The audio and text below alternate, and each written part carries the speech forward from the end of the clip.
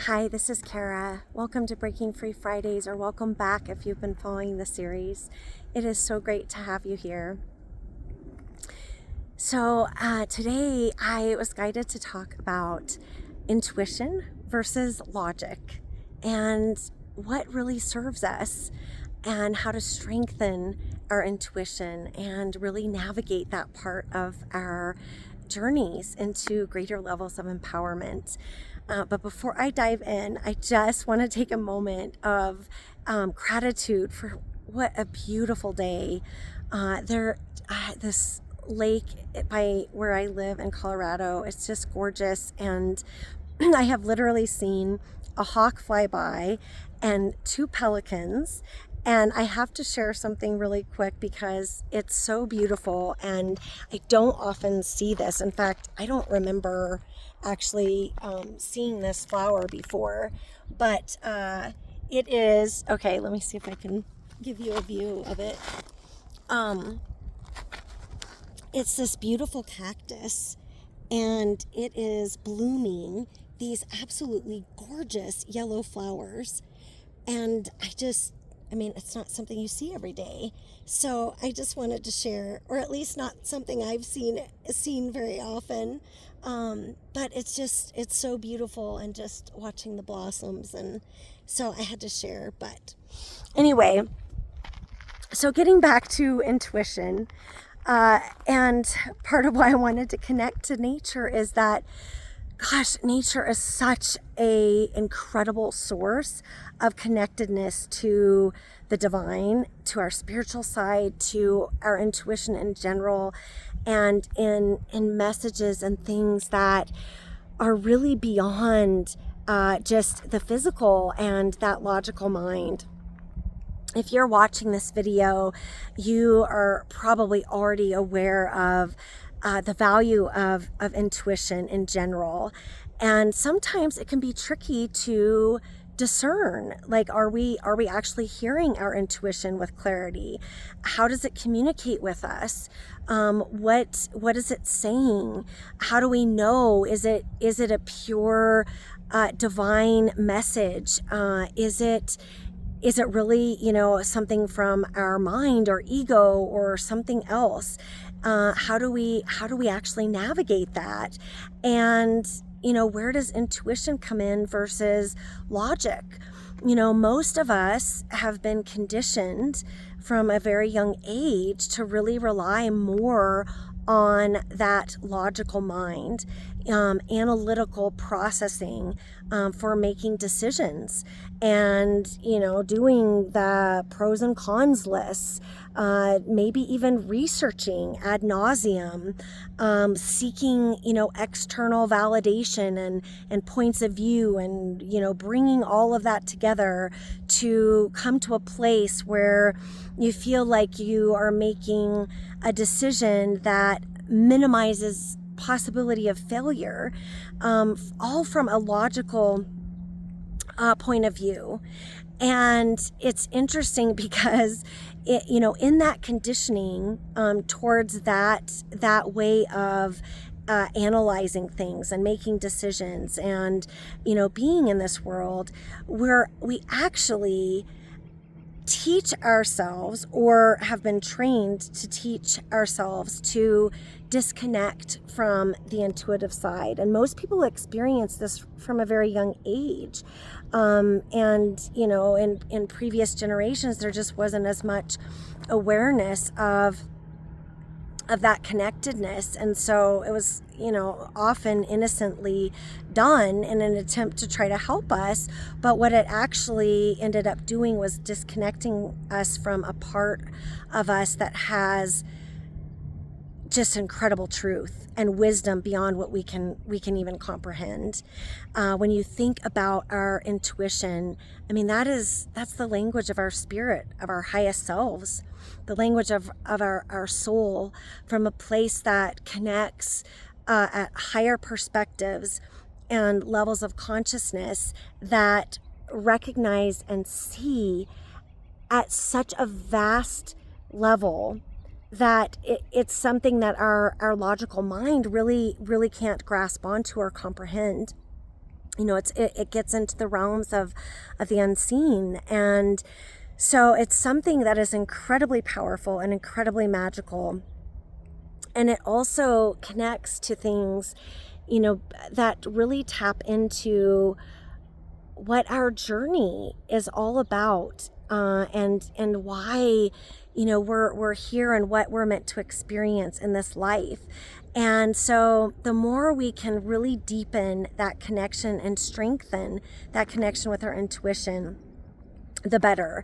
It is an absolute game changer, because when we're able to discern those messages, it brings in opportunity for really co-creating with the divine, with God, with universal source, however you define that, with your creator. And that just, that feels magical, and getting into that ease and flow and that place of faith, and really embracing faith over fear, because both really can't exist at the same time. Faith and fear are both, imagined concepts.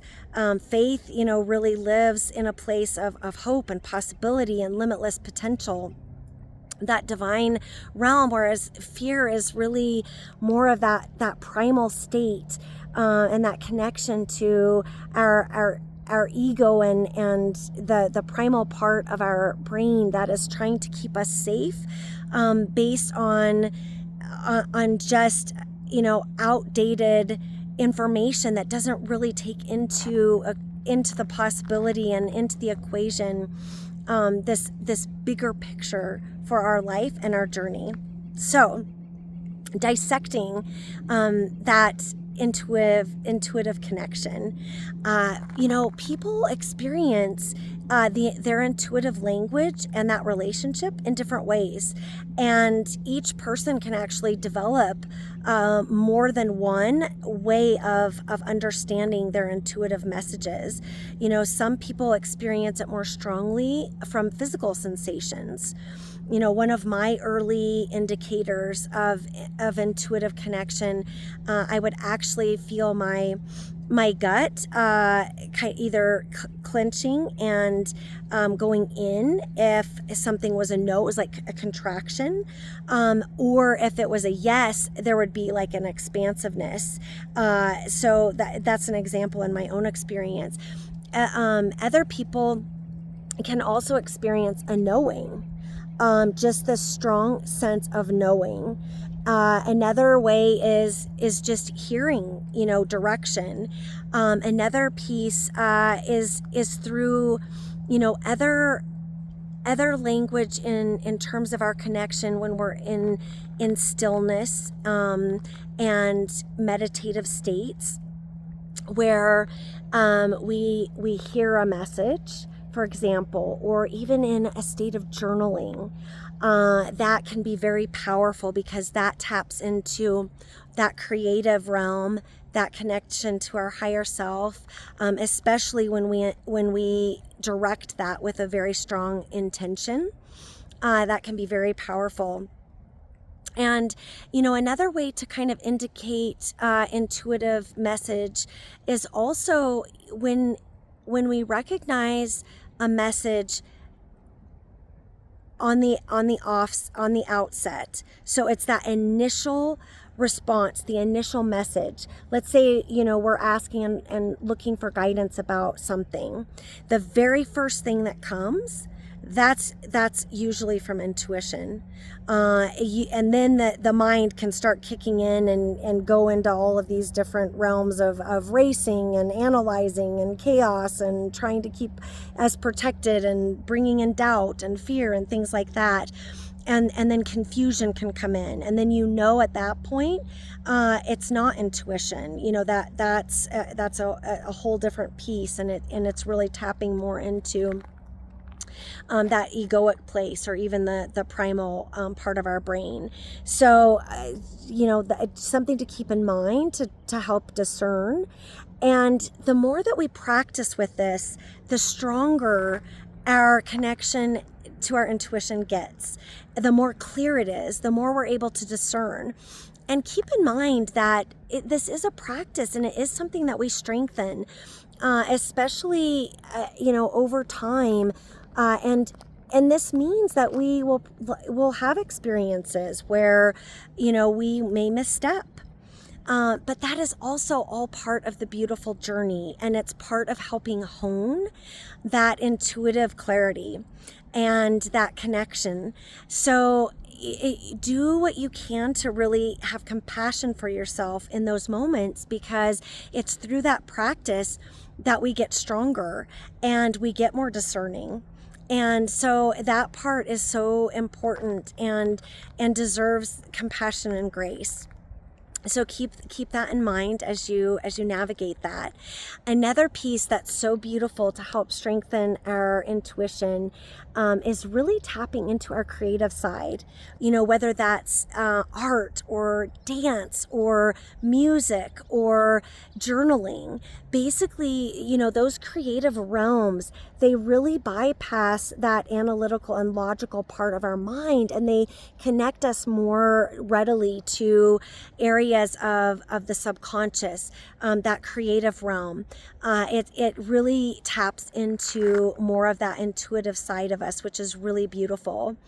And, some things, especially when I was first starting out with connecting to my intuition, one of the things that I really loved to do, I still do, because I just think it's a beautiful practice, but there are wonderful oracle decks out there of all different topics, and it's so powerful, because when you're first trying to discern and really connect into that intuitive space, you can take one of your favorite decks and, have an intention, have a question. It can be something general, like, what do I need to know about my journey right now? Or what do I most need to know about, moving forward?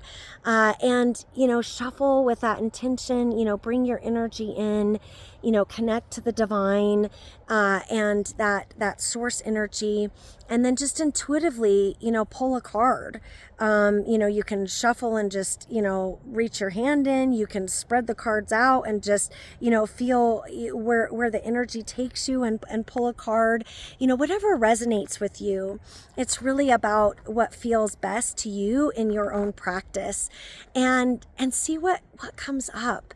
You'll find that the messages are really powerful and magical, and they just often resonate in a way that is just really profound, and it helps bring in more of that creative spirit, more of that trust, just that ongoing practice, which is so great. I love the connection with nature too, and the medicine and the magic and the messages that come from different animals that I see when I am out and about, and they always seem to really bring home an important piece of the puzzle in terms of communicating with that higher self and that divine level of life. And strengthening that intuition. So I'd love it to hear if that's something that you resonate with as well, and how that shows up for you in your life. So one of the other things I wanted to share that is really important to remember with intuition, I've seen this in my own journey, and in working with a lot of different people, noticing that this seems to be a pretty prevalent trend. We'll have these intuitive guidances, these nudges, things like that we won't always understand why. We won't always realize what it was about. And yet that's also part of what's so powerful and still following through, because it builds that connection to faith, and it strengthens that intuitive connection. And and our ability to really operate on a level that goes far beyond just what we can draw on from logic and analysis, from an egoic place. And so I encourage you to really surrender into that and accept that's part of the mystery, and maybe you'll uncover it, or it'll unravel, down the road, and you'll know more insight. Or maybe it's just meant to be a mystery and to help, build that ability and practice of surrendering and trusting, and really getting into that flow of the intuition. And one of the other things that I also think is really interesting, and I'd love to hear your comments on this too, based on what you've been experiencing, but sometimes the intuitive messages, they will cut through and be incredibly loud and incredibly strong. And other times it's more nuanced, a little bit more of a discerning practice. And it's like this ebb and flow of the beauty that is the language of intuition. And if you think about other language, there's different intonation, there's different pitch. Language has the aspect of the actual words, the verbal part, but then there's the tone, there's the body language, there's so much more that goes into it. So think about how that analogy kind of applies into the realm of intuition, and it's really amazing. So I hope this has been helpful to you, and please share it with friends and family that you think might find it useful and inspiring. And if you're enjoying these videos, I encourage you to subscribe and send a like. Let me know what else you'd like to hear more about. I'd love to go into areas that are of greater interest to you as well. So please let me know. And I am wishing you an incredible next week. And here is to your next level of empowerment and breaking free through greater depth and strength of your own intuition. So blessings to you, and bye for now.